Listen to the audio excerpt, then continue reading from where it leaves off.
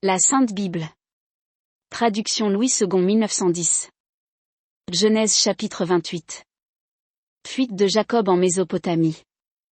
Verset 1.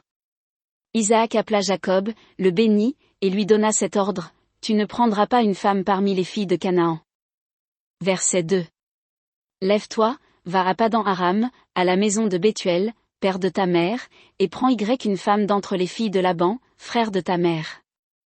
Verset 3. Que le Dieu Tout-Puissant te bénisse, te rende fécond et te multiplie, afin que tu deviennes une multitude de peuples. Verset 4.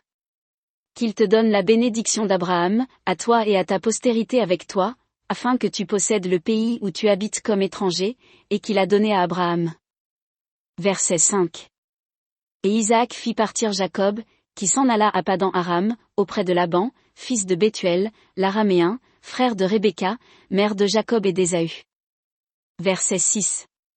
Ésaü vit qu'Isaac avait béni Jacob, et qu'il l'avait envoyé à Padan Aram pour y prendre une femme, et qu'en le bénissant il lui avait donné cet ordre, tu ne prendras pas une femme parmi les filles de Canaan. Verset 7. Il vit que Jacob avait obéi à son père et à sa mère, et qu'il était parti pour Padan Aram. Verset 8. Ésaü comprit ainsi que les filles de Canaan déplaisaient à Isaac, son père. Verset 9. Et Ésaü s'en alla vers Ismaël. Il prit pour femme, outre les femmes qu'il avait, Mahalat, fille d'Ismaël, fils d'Abraham, et sœur de Nébajot. Vision de l'échelle. Verset 10. Jacob partit de Beer-Shéba, et s'en alla à Charan. Verset 11. Il arriva dans un lieu où il passa la nuit, car le soleil était couché. Il y prit une pierre, dont il fit son chevet, et il se coucha dans ce lieu-là. Verset 12. Il eut un songe. Et voici, une échelle était appuyée sur la terre, et son sommet touchait au ciel. Et voici, les anges de Dieu montaient et descendaient par cette échelle. Verset 13. Et voici, l'Éternel se tenait au-dessus d'elle, et il dit, je suis l'Éternel, le Dieu d'Abraham, ton père, et le Dieu d'Isaac. La terre sur laquelle tu es couché, je la donnerai à toi et à ta postérité. Verset 14.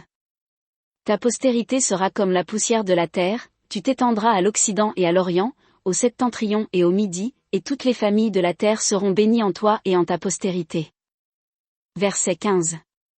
Voici, je suis avec toi, je te garderai partout où tu iras, et je te ramènerai dans ce pays, car je ne t'abandonnerai point, que je n'ai exécuté ce que je te dis. Verset 16.